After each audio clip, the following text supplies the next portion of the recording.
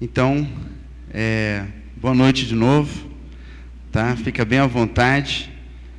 Eu vou falar pouco, mas eu tenho certeza que vai ser... é algo do coração e quero compartilhar com vocês algo que eu estava relutando, tal, para trazer para cada um de nós, mas eu espero que marque seu coração. Bem, esse sermão, quando eu comecei a preparar ele, eu já comecei a relutar. Eu estava em crise sobre o que falar, visto que fazia pouco tempo que o meu pai tinha falecido, e não tinha como passar batido e não falar sobre o assunto. Acho que seria algo como atropelar, ia fazer uma falta, acho que não teria muito nexo. Então eu fiquei até às 3:30 da manhã lá pensando, tentando trazer algo que tivesse relevância e ao mesmo tempo que não fosse algo assombroso, né? Algo fora da realidade. Eu lembro que antes do meu pai falecer, eu tive 2 pesadelos, que daí não é sonho, né? Com ele estava falecendo, e desses 2 pesadelos resultou dois sermões bacanas, dos pesadelos. Eu comecei a refletir sobre a vida, sobre a gente morrer, né? Um deles era, se eu morresse agora, né? O que eu ia deixar para os meus filhos, para as pessoas que eu amo? O que eu faria se eu soubesse que teria poucos dias de vida? E tem um texto, você não precisa abrir, a gente vai pegar outros textos, mas em João, capítulo 12, 24, que diz assim: digo-lhes verdadeiramente, que se o grão de trigo não cair na terra e não morrer, continuará ele só, mas se morrer, dará muito fruto. Essa tradução que eu gosto é da Nova Versão Internacional. Então, é o que eu chamei, que eu quero trazer para hoje, cada um de nós, lições da morte para a nossa vida. Lições da morte para a nossa vida. Então, essa noite eu queria apresentar para vocês 3 lições. Teriam outras, mas 3 lições que eu aprendi. Apocalipse 3, 20. Eis que estou à porta e bato. Se alguém ouvir a minha voz e abrir a porta, entrarei e cearei com ele e ele contigo. A primeira lição que marcou na minha vida, algo que eu aprendi que ficou, é que temos que fazer a nossa profissão de fé. Em outras palavras, devemos em nossa vida definir no que a gente crê. Na nossa vida. Na nossa vida a gente tem que saber no que a gente crê. Fala comigo, devemos definir em vida o que nós cremos. Gente, eu não estou falando de, como é que eu posso falar, que definir na nossa vida, quando estamos vivos, a gente tem que definir no que a gente crê. Eu não estou falando de salvação, pois a salvação em Efésios 2, de 8 a 9, diz o seguinte, que pois vocês são salvos pela graça, por meio da graça. Mas eu estou falando da nossa vida agora. Eu já fui em inúmeros velórios. Eu já fui em velórios e você vai refletir onde que as pessoas eram... quando estava se fazendo o velório, a pessoa estava indo na outra igreja, estava firme, e de repente quem fazia o velório tinha algo que não tinha nada a ver, de outra religião, de outra coisa. E o falecido, claro que não podia reclamar. A gente tem que definir no que a gente crê aqui. No nosso velório, na nossa morte, quando a gente não puder decidir, outras pessoas que podem decidir. A não ser que a gente esteja isso muito claro. Muito claro. E trazendo para nós aqui do refúgio, eu fico imaginando quantos de nós não temos isso definido. Como que isso pode se aplicar na nossa vida? Quantos que estão aqui e ainda, por exemplo, não entendeu, vindo, não entendeu o que é o Evangelho? Ou quantos que estão aqui que têm vergonha de proclamar com seus lábios, falam, não, eu sou cristão, eu sigo Jesus. Ou quantos que estão aqui que já de repente são até membros, mas que a família desconhece totalmente. Não há problema disso, que eu digo de, por exemplo, ter uma outra celebração. Mas eu digo de nós não vestirmos a camisa e sermos identificados. Então isso é uma crise. O que eu quero trazer é o seguinte: nós devemos definir hoje, na nossa vida, no que a gente crê. Nós devemos ter isso explícito em nossa vida. E não é uma coisa, não é definir a religião, é mais do que isso. É investir minha vida no reino de Deus. Logo no início da minha conversão, tive esse pavor, né? Eu acho que não era conversão ainda, a gente ia até para a igreja, acho que levava na mochila a Bíblia. Era um método de esconder a Bíblia para não ser identificado.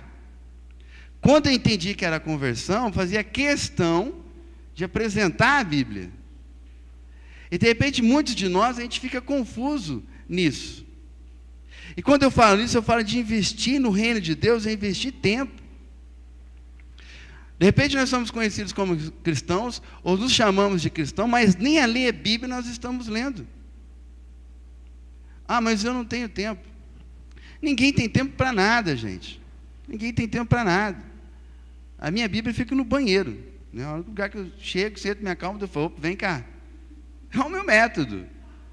Mas a gente está sendo definido, a gente é cristão, A gente é conhecido como o quê? Pela Bíblia.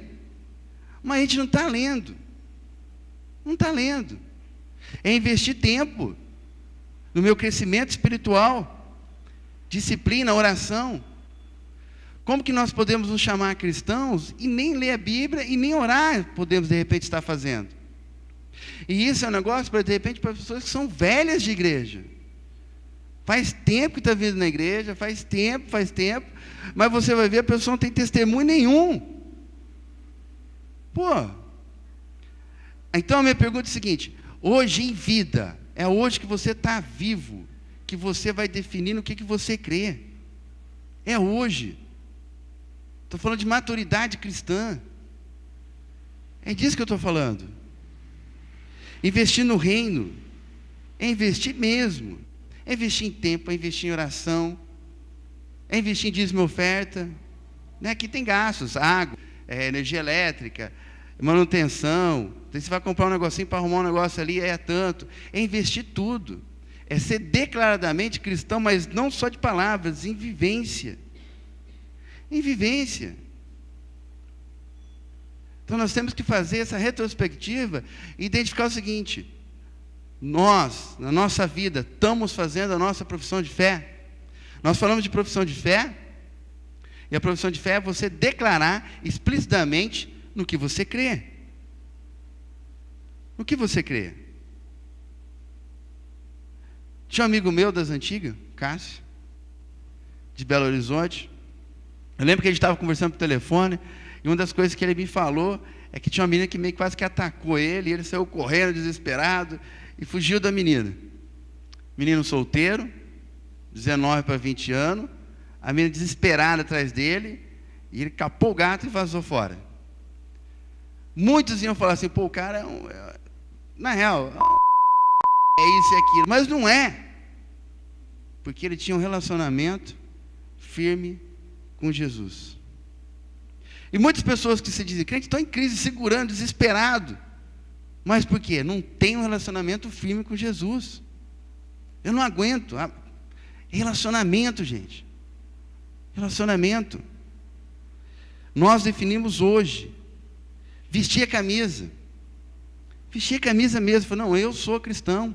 Né? Eu pertenço a tal grupo. Isso tem que ser declarado. Outra coisa que eu aprendi no velório do meu pai, está no Salmo 183, de 1 a 2. Como é bom e quão suave é que os irmãos vivem em união. É como óleo precioso sobre a cabeça, que desce sobre a barba de Arão, que desce a orla das suas vestes. Nós precisamos viver em comunhão. Nós precisamos ter relacionamentos.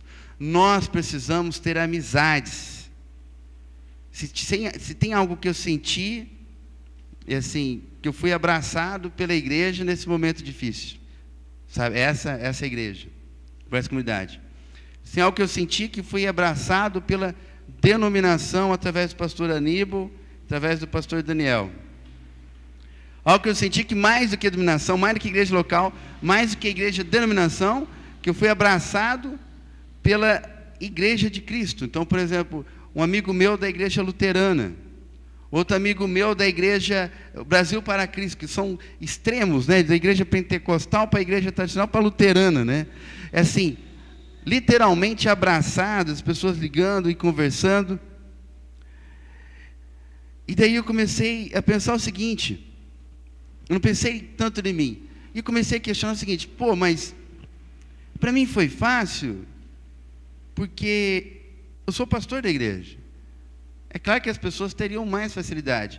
E comecei a pensar se um membro daqui sentiria-se abraçado da mesma forma que eu senti. Falei, putz, será que a gente sentiria-se abraçado nesse sentido? Então, assim, eu tive várias surpresas. Por exemplo, uma surpresa agradável para mim, quem deu foi o seu Luiz, que está ali, vizinho de casa. Né? Daí ele recebeu tantas coisas do meu pai, e ele veio contando para mim, junto com a Preta.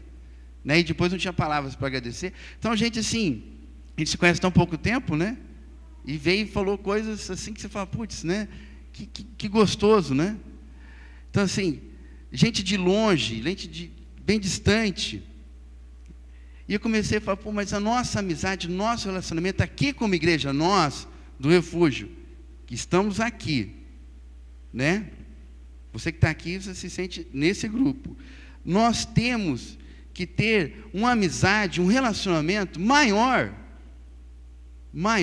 uma comunhão maior do que, por exemplo, a polícia tem entre eles, do que os bandidos têm entre eles, do que os maçons têm entre eles. Tem que ser algo real mesmo, a nossa amizade, mas muito profunda, não algo superficial, mas real na nossa vida, de estar junto, mas muito junto, não pouca coisa. E uma das formas que de repente eu venho falar para nós estarmos fazendo isso, identificando e ter essa amizade, ao ponto das pessoas de fora falar, mas como que isso acontece? Como que isso pode? Tem algumas formas. Uma das formas é os grupos pequenos. Mateus 18:20 diz assim, porque onde estiverem 2 ou 3 em meu nome, aí estou no meio deles. Então o que eu quero pedir para nós, Márcio, mas é impossível. Não é impossível. Nós temos que tentar essa utopia, essa loucura de tentar andar junto. Porque o que é a igreja? Pastor Ismar, não é bíblico, mas é quase, falou que igreja é você pegar um balaio de cada tipo de gato, misturar tudo e fechar o balaio, chacoalhar bastante. Cada um pensa de um jeito, cada um vive de um jeito, ideias diferentes, pensamentos diferentes. Ele falou, isso é a igreja. E isso é a igreja, nós somos todos diferentes. Eu sou diferente do Luigi é diferente da Daiane, né? Claro, ele é homem, é mulher, mas assim vai. Que é diferente do Léo, somos diferentes, que é diferente do Queijo. Mas essa união nossa tem que ser muito real e tem que ser muito forte. Uma das formas que nós estamos criando, não algo novo, é os grupos pequenos. Por isso eu quero chamar para você vir fazer parte desses grupos pequenos. Se quiser chamar de grupo pequeno, você chama, de grupo de amigos, de célula, não importa. Mas é num grupo pequeno, num grupo menor, que nós vamos saber qual que é a sua necessidade. Que nós vamos saber como orar por você e por que orar por você. Que nós podemos alcançar a sua família. Gente, porque uma coisa é você estar na igreja hoje e sua família está fora. Outra coisa é quando algo trágico acontece com sua família, você fala, putz, perdi. Então assim, esse é o chamamento que eu quero fazer para nós. No grupo pequeno, que nós podemos alcançar a sua família. No grupo pequeno, que nós podemos interceder por sua vida. É no grupo pequeno que a gente pode orar e chorar com você. E assim, tem vários grupos. Tem na Dona Lalá com o seu Honor. E assim, super receptivos. Na Tereza do Baginha. Cadê a Tereza do Baginha? A Tereza está ali, o Baginha está por aí. Mas assim, Tereza do Baginha, coitado, não tem tempo nem para eles. Então, estão abrindo a casa para receber a gente.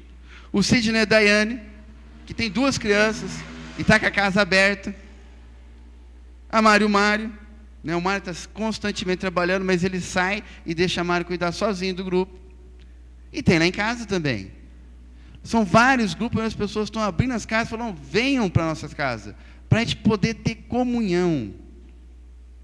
Oferecendo a casa para nos receber. Então, eu queria que você tivesse isso em você, o seguinte, eu quero participar, eu quero ajudar, porque o cristianismo, nós como cristãos, nós não somos a religião para mim, não é a religião para me dar bem, é a religião para cuidar do outro. Frequentar os cultos, não precisa nem falar porque vocês estão aqui, né? Mas é claro que significa comunhão também estar no culto, é estar junto. Comunhão também é bom senso. Às vezes a gente entra em crise e assim, ninguém está me chamando para me sair e tal, e chama as pessoas. Se você está se sentindo isolado de alguma forma do pessoal da igreja, de alguém da igreja, ninguém te chamou para sair mais nada, então você chama as pessoas. Se ninguém chamou o Tommy chama as pessoas. Chama as pessoas para ir na sua casa, chama as pessoas para comer fora, chama as pessoas para bater papo, chama as pessoas para tomar café no barzinho, que é de graça, vai lá e toma um café, já compra alguma coisa, né? E assim, tá junto, relacionamento, alguns têm descoberto isso, né? Por exemplo, o Cid esporadicamente que aparece aqui, né, de dia, e a gente conversa, e conversa junto, e assim, é o convite à comunhão, a convite à mesa. E eu sou mais radical ainda. Estava conversando com um pastor amigo meu de São Paulo, esse pastor Paulo, e ele falou assim, olha, eu só compro com crente. Eu achei radical ele falar isso. Não, só compro com os irmãos da fé. Eu falei, mas por quê? Ele falou, porque assim eu estou investindo dinheiro no reino de Deus. E eu falei, cara, isso faz sentido. Então assim, porque os maçons fazem isso. O pessoal daí de fora faz isso, e a gente olha para eles e fala, olha como é que são unidos. Então assim, se o Baginha vende ração, eu vou comprar com ele. Né? O Baginha é o único que vende ração, eu vou comprar com ele mesmo, né? Só não vou comprar o que não tem lá. Bom, o resto eu vou comprar tudo. Se o Honor é mecânico, vou lá consertar lá com ele. E assim vai. Quem mais? Não, o banco ainda não dá porque nasceu, né, Luiz? Senão é do Brasil. Mas sei lá, tiver alguém que é cabeleireiro aqui, eu vou fazer o cabelo com ele, né? Nesse sentido de estar realmente unido. Então, o que eu quero trazer para a igreja hoje, da gente realmente ser unido. E muito unido. Em todo sentido de se conhecer. Ao ponto, por exemplo, eu sei que Queijinho mexe com parte elétrica. Foi pouco, a gente veio dar uma força aí, ele já, né? Mas se o que a gente estivesse trabalhando só com isso, era ele que eu ia chamar. Então, o convite é para a união.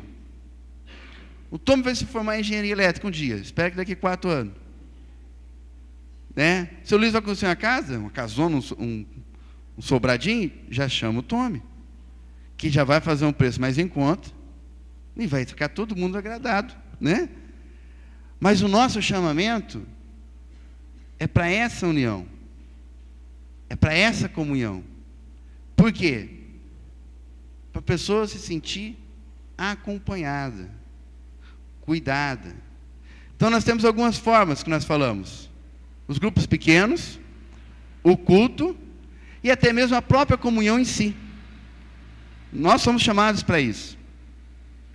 E a terceira lição. Fala comigo, terminar bem. Terminar bem, gente.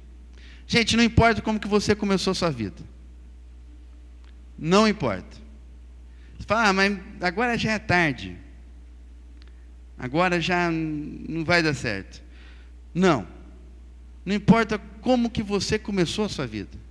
O que importa é como que você vai terminar. Como que você vai terminar a sua vida? Você fala, não, mas eu fiz tudo errado. Não, não tem importância. Como que você vai terminar a sua vida? Como que você vai terminar a história da sua vida? A salvação já está definida, né? Ninguém vai tirar isso de você. Mas nós vemos alguns exemplos na Bíblia. Nós vemos, por exemplo, Salomão. Salomão começou pedindo a Deus sabedoria para julgar o povo. Mas qual foi o fim de Salomão? Casou-se com 700 mulheres. Encheu os arredores do templo com altares para deuses estranhos. E mais, o seu coração ficou tão grande de si mesmo, que não chegou a mais ouvir os profetas. Esse foi Salomão. Começou bem e terminou mal. Jacó foi o oposto. Jacó começou mal, mentindo, enganando, passando os outros para trás, mas terminou como um homem que teve o coração quebrantado, temente a Deus, e que até o seu nome foi mudado. O nome de Jacó foi mudado. Começou mal, mas terminou bem. E diante da morte, diante dessa situação, eu comecei a me questionar. E comecei a olhar. Falei, putz, como é que eu vou terminar? Eu quero terminar bem. Né? Não quero terminar mal, quero terminar bem. O importante não é como que você começou, mas como que você vai concluir a carreira da sua vida. Como que você vai terminar? Para terminar bem, quais são as prioridades da sua vida? Família, trabalho, estudo, tempo com Deus. Prioridades. Minha prioridade é a família. Vou vender tudo que tenho e vou montar uma barraquinha e vou ficar cuidando do meu filho. Não vai dar certo. A gente precisa de dinheiro. Quem está estudando precisa estudar. Mas como que eu vou equilibrar família, trabalho, estudo e tempo com Deus? Gente, é possível. É possível. É possível você trabalhar adequadamente. É possível você cuidar da sua família. É possível você cuidar dos estudos. E é possível você ter um tempo com Deus. É possível. Eu tenho vivido isso. É possível. E você começa a se perguntar: o que eu posso fazer? O que eu posso ser? Eu posso ser um bom pai. Nosso objetivo aqui não é falar como que você vai administrar suas finanças e vai ficar rico. Não. Mas você entender, eu posso ser um bom pai. Eu posso ser e eu posso ter uma família. Não ter uma família, mas ter uma família bacana. Eu posso. Posso ser e eu posso ter uma família bacana. Eu posso ser e posso ter convívio com as pessoas. Conviver, gente. Viver com as pessoas. Um negócio difícil. É muito difícil. Conviver com as pessoas, viver com as pessoas é difícil.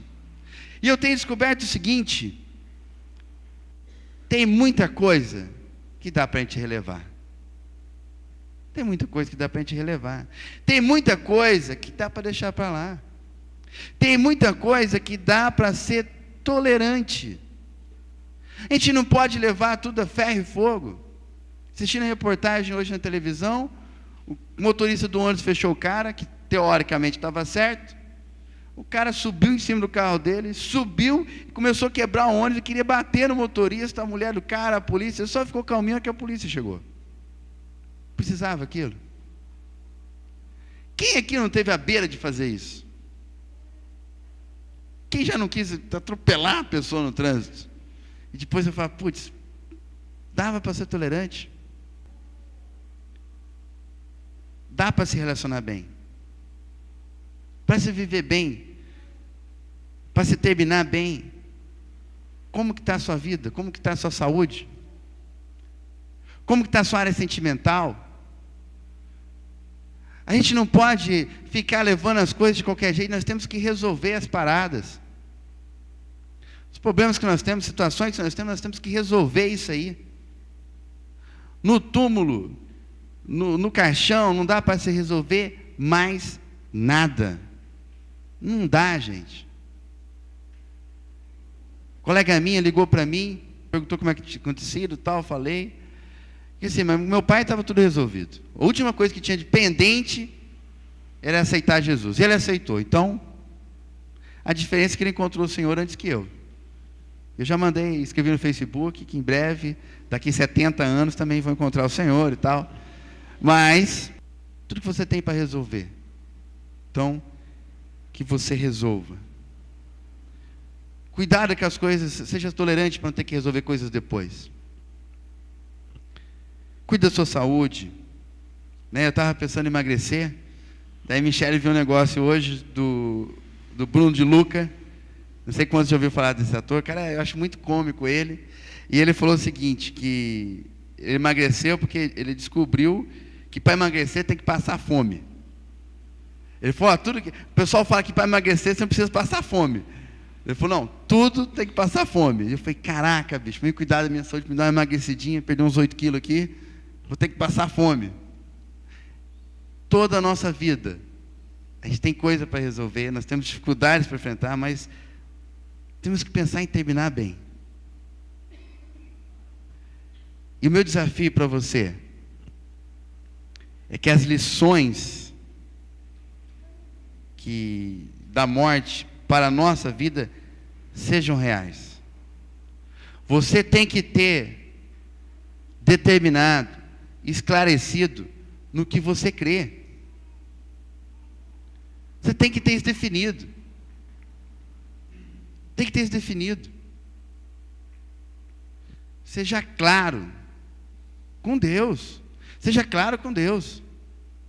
Porque de repente, se você morrer, nem vou fazer o seu velório, sua família não vai deixar a gente nem chegar, a gente vai lamentar muito, mas nem isso a gente vai poder fazer, se despedir de você adequadamente.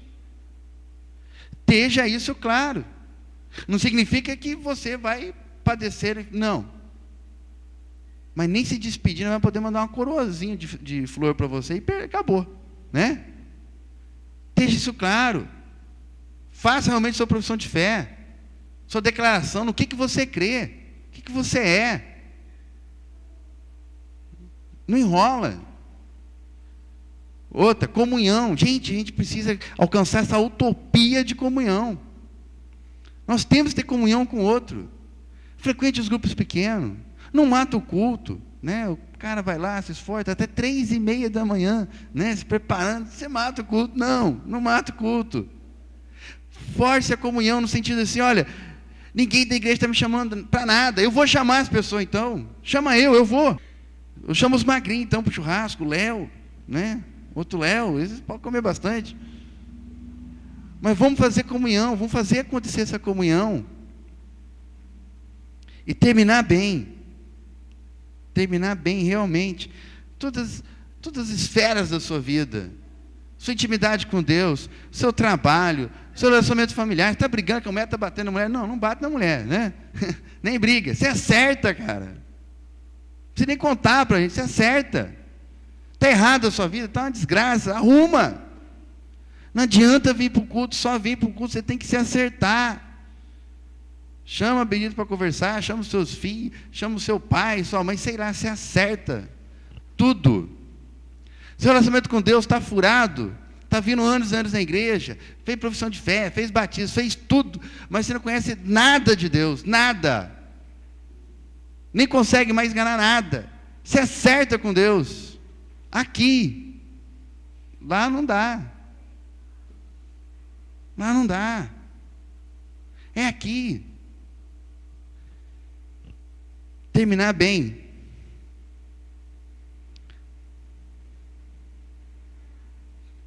Para relembrar, faça a sua profissão de fé. Tenha comunhão, relacionamento com os irmãos. Termine bem. Nós podemos mudar esse mundo, gente. Nós podemos mudar esse mundo. E nós podemos mudar o nosso mundo. Nós podemos estar na direção da nossa vida. E quando a gente estiver na direção, falar, Jesus, toma a direção aqui, porque é o Senhor que tem que dar a direção. É o Senhor que tem que dar a direção. É o Senhor que tem que dar a direção. E vamos em frente, porque a vida continua. A vida continua. Tantos sonhos para realizar, né? Quais sonhos?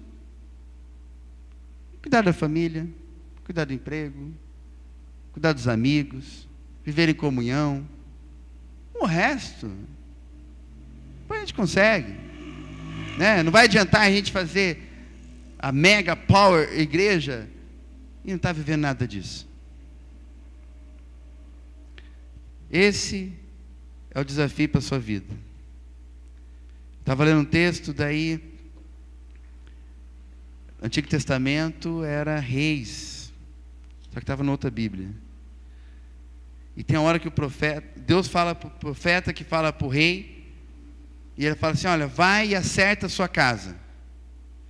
E fala assim, olha, você vai morrer. Daí ele fala, não, o profeta reclama, fala com Deus, estou tentando lembrar o texto aqui. Daí de tanto ele chorar, Deus fala, não, tá bom, você tem mais 15 anos de vida. Cara, né? Porque você pensa bem, você tem que se situar. Se Deus fala que você vai morrer amanhã, meu irmão, esquece, você vai morrer. Se o médico falar que você vai morrer, você pode duvidar. Se eu falar, você pode duvidar. Mas se Deus falar que você vai morrer, tu vai morrer. E Deus falou, ó, tu vai morrer. Ele falou, não, e tal, foi daqui. Convenceu Deus, há 15 anos de vida. E Deus falou assim, vai e arruma a tua casa. Gente, vamos viver bem. Vamos arrumar a nossa casa. Vamos arrumar a nossa casa. Vamos definir no que a gente crê. Entendeu? Vamos ter relacionamento um com o outro, comunhão. Está aí os grupos. Vamos nesses grupos. Vamos ficar firmes no culto. E vamos terminar bem a nossa vida.